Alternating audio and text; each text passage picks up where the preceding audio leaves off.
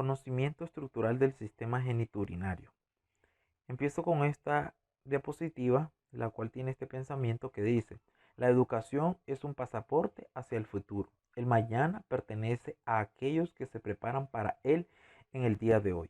Es decir, que como médicos nos debemos de preparar día con día para poder obtener ese pasaje hacia el futuro. En esta lámina podemos apreciar tanto los genitales externos como los genitales internos. Tenemos las trompas de falopio, el ovario, el útero, el cuello de la matriz, la vagina y la vulva. Los genitales están conformados por órganos externos y órganos internos. Los órganos externos principalmente como el monte de Venus y la vulva.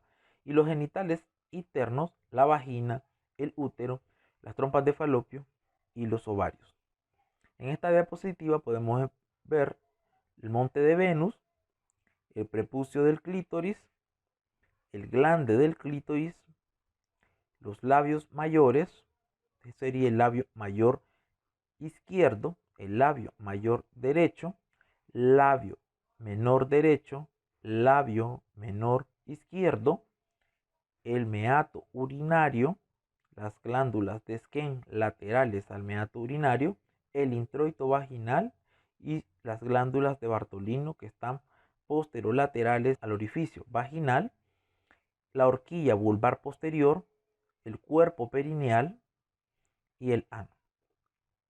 El monte de Venus es una proeminencia adiposa situado delante de la sínfisis del pubis. Tiene una configuración triangular. ¿Para qué sirve este monte de Venus? Sirve para protección de la sínfisis del pubis. La vulva es una hendidura sagital mediana que consta de dos regiones, una región labial y una región vestibular. La región labial tiene un origen ectodérmico y está conformada, como su nombre nos dice, de labios, tanto mayores como menores, también del clítoris y del cuerpo del clítoris. Y la región vestibular es de origen endodérmico y está situada entre la sínfisis y el himen. A modo de repaso, entonces, la vulva está conformada principalmente por una región vestibular, que es la entrada, glándulas de Bartolín y los labios mayores y menores. ¿Qué es el vestíbulo? El vestíbulo es una región entre los labios menores y el orificio de la vagina. Este tiene dos porciones, una porción anterior y una porción posterior. La porción anterior está conformada principalmente por el meato urinario y la porción posterior por el orificio vaginal. A ambos lados del orificio vaginal vamos a encontrar las glándulas de Bartolini, que son consideradas las glándulas vestibulares mayores, que sirven principalmente para la lubricación al momento del acto sexual. En esta lámina podemos apreciar la región vestibular, que está formada principalmente por la uretra, la vagina, los dos conductos de las glándulas de Bartolini y los dos conductos de las glándulas de Skene. Esos son los 4 orificios que contiene la región vestibular.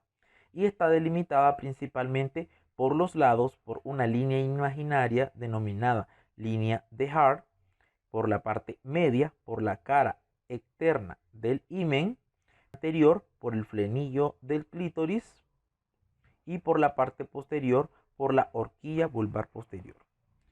Acá podemos ver, ¿verdad?, las delimitaciones del vestíbulo, que son prácticamente las líneas de Hart, el frenillo del clítoris, la parte externa del himen y la horquilla vulvar posterior. ¿Qué es la línea de Hart? La línea de Hart es una línea imaginaria que consiste o coexisten con el epitelio cutáneo derivado del ectodermo. En esta imagen podemos apreciar prácticamente lo que son los labios mayores pintados en morado, los labios menores pintados en rosa o rojo, el vestíbulo con su línea imaginaria de Hart, el vestíbulo que está principalmente demarcado en café, y en la parte anterior podemos encontrarnos con el clítoris y sus 3 porciones: el cuerpo del clítoris, el prepucio del clítoris y el glande del clítoris. Posterior a la horquilla vulvar nos encontramos con el cuerpo del periné, y esta línea que se nota acá, que es un poco más pigmentada, se llama línea o rafe del periné, y posterior a toda la línea vamos a encontrarnos con el ano. Las glándulas de Bartolini son unas glándulas acinosas ubicadas en la parte posterior y profunda de los labios mayores y los labios menores. Estas glándulas son consideradas como glándulas vestibulares mayores. Son pares, una derecha y una izquierda. Miden aproximadamente entre 0,5 a 1 centímetro de diámetro y, como dijimos anteriormente, tienen una ubicación posterolateral al introito vaginal. En esta imagen vamos a apreciar los orificios del vestíbulo. Como tenemos, el primer orificio es el orificio uretral. Cerca de ellas nos vamos a encontrar con el orificio de las glándulas de Skene. Después nos vamos a encontrar con el orificio o introito vaginal y el orificio de las glándulas de Bartolini. A modo de repaso, entonces tenemos que la región labial, como ya habíamos mencionado, está conformada por labios mayores y labios menores. Los labios menores tienen una posición más interna respecto a los labios mayores, son pliegues cutáneos y se engloban principalmente delante del clítoris, que el clítoris es un órgano eréctil que principalmente interviene en el placer de la mujer. Y los labios mayores, que tienen una posición más externa y se encuentran superpuestos, que tienen una cubierta de piel y vello y tienen una función principal, que es de proteger los orificios del vestíbulo. Hablemos un poco entonces de los labios mayores. Los labios mayores tienen una longitud aproximadamente de 7 a 8 centímetros, una profundidad de 2 a 3 centímetros y espesor de aproximadamente de 1 a 1,5 centímetros. Aquí se demarcan lo que son los labios mayores. En la parte superior, ¿verdad? En este caso, principalmente delimitan con el monte de Venus, ¿verdad? Y se continúan con los ligamentos redondos que se insertan en los bordes superiores. Y los labios mayores, ¿verdad? En la parte posterior son un poco aplanados y se unen a una zona que cubre el cuerpo perineal. Esto formando la comisura posterior o horquilla vulvar posterior.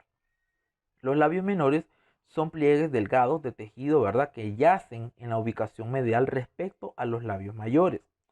Estos labios menores, ¿verdad? Son más pequeños, se dividen en dos, son en número par también, ¿verdad?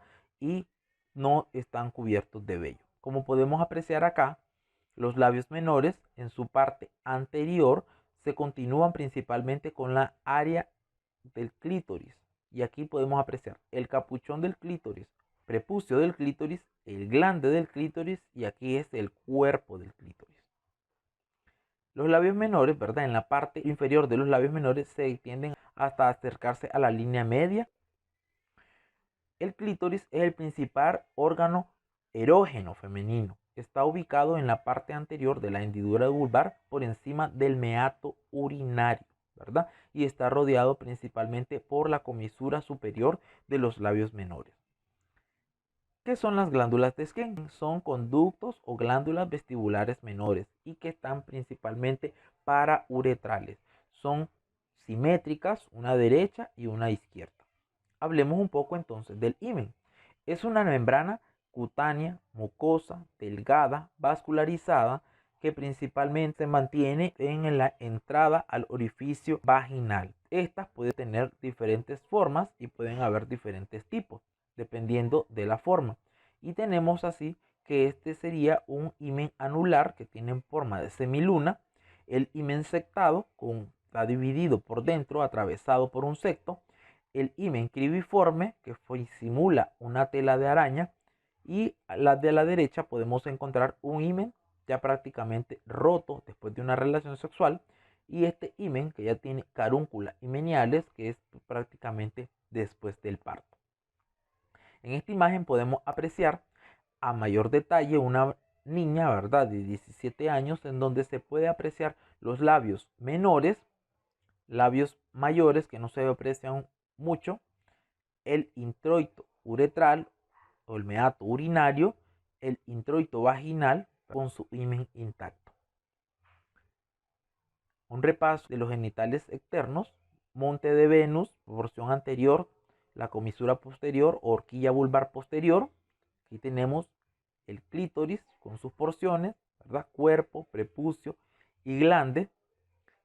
Tenemos el frenillo del clítoris, los labios menores en número de 2, labios mayores también en número de 2. Tenemos el orificio vaginal, el RAF del periné y el ano. El meato urinario desemboca en el vestíbulo entre el clítoris y el orificio vaginal. Esa es la ubicación. Eso quiere decir que vamos a encontrarnos el meato urinario o uretral prácticamente entre el clítoris y lo que es el orificio vaginal. Hablemos entonces en repaso de las glándulas vestibulares. Las glándulas vestibulares tenemos las glándulas de Skene que están anteriores, ¿verdad? Son más anteriores y están laterales a la uretra, y las glándulas de Bartolino que son posterolaterales y desembocan sus orificios en la parte del orificio vaginal. Ahora vamos a hablar un poco de los genitales internos. Como ya habíamos mencionado anteriormente, tenemos, ¿verdad?, que están compuestos por las trompas de falopio, los ovarios, el útero y la vagina. La vagina es un conducto músculo membranoso situado entre la vejiga y el recto. Tiene una longitud media aproximadamente entre 10 a 12 centímetros y está formada principalmente por fondos de saco posterior, que es el más profundo, otro anterior y dos laterales. Tiene aproximadamente 4 fondos de saco vaginales. Otra literatura menciona de que puede medir hasta aproximadamente como media 11 centímetros la parte de la pared vaginal posterior, y la parte de la pared vaginal anterior mide 8 centímetros. Eso quiere decir que la pared vaginal posterior es más larga que la pared vaginal anterior. ¿Por qué? Por disposición del fondo de saco vaginal y por disposición del cuello de la matriz. La vagina, entonces aquí podemos apreciar fondos de saco. Tenemos aquí que este sería o la pared vaginal anterior, no se logra visualizar.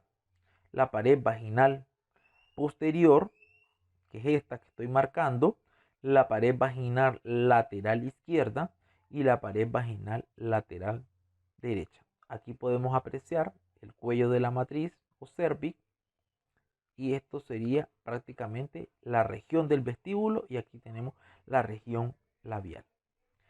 Tiene una longitud, ¿verdad? En este caso, como ya habíamos dicho, variable, dependiendo, ¿verdad?, de la persona y dependiendo también de la variedad.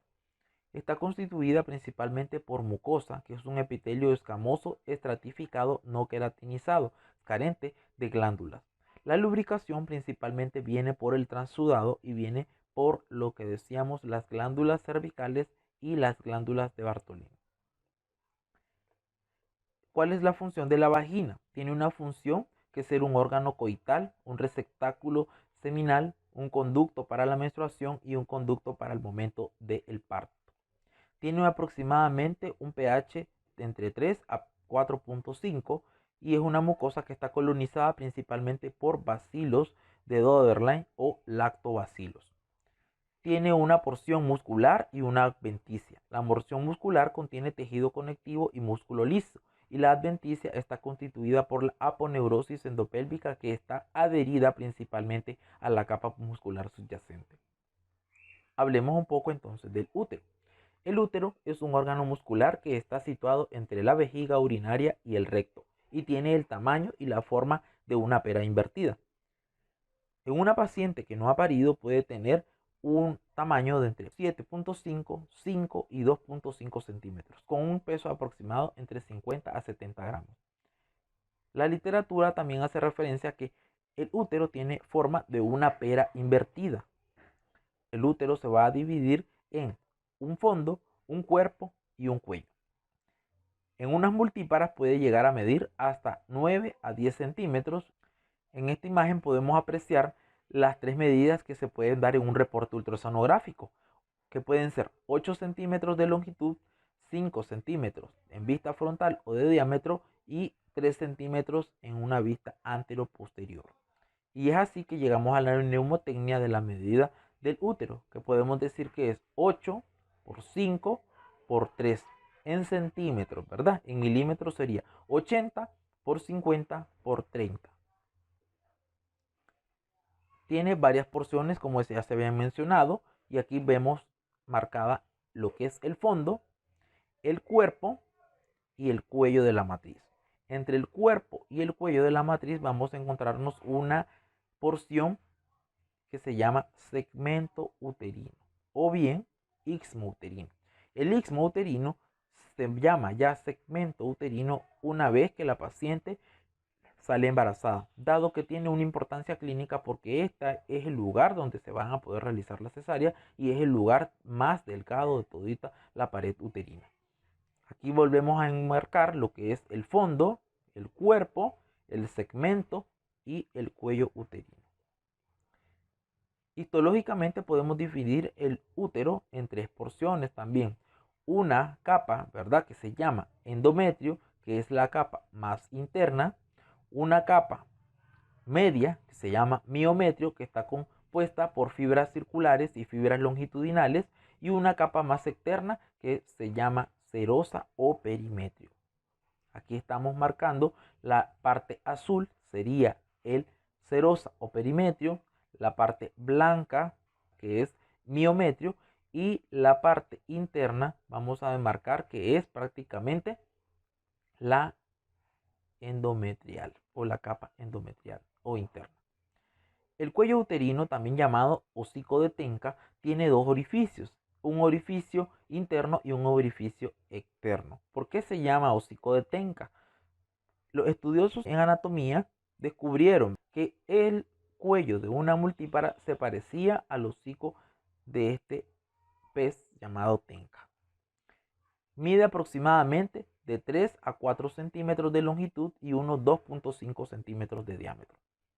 En esta imagen podemos apreciar los órganos genitales internos: trompas de falopio, ovario, útero, ¿verdad?, con todas sus porciones, fondo, cuerpo, segmento y el cuello uterino. Las trompas de falopio son conductos musculares que miden entre 7 a 12 centímetros y tiene porciones intramural, íxmica, ampular o ampolla, infundibular y la fimbria. En esta imagen podemos apreciar la fimbria, que es la porción más distal de la trompa de falopio, el infundíbulo, la ampolla, que es el sitio principal donde se da la fecundación, el istmo, ¿verdad?, que es una de las porciones más delgadas, y la porción intersticial o la porción intramural, acercándose justamente hacia el útero. Nuevamente demarcamos acá las porciones de las trompas de falopio y vamos a hablar ahora un poquito del ovario. ¿Qué es el ovario? El ovario es una unidad funcional del aparato genital. ¿Por qué? Porque este ovario es la formación o el desarrollo de lo que son las hormonas sexuales femeninas. Es de color rosado, grisáceo, sólido y ligeramente irregular. Tiene una forma elíptica, consistencia firme, y la mnemotecnia en cuanto a sus medidas es de 3 por 2 por 1, con un peso aproximadamente de 4 a 8 gramos. Tiene varias funciones y una de ellas es generativa, que se encarga de la maduración folicular y de la estimulación progestacional del endometrio para que se dé prácticamente la menstruación.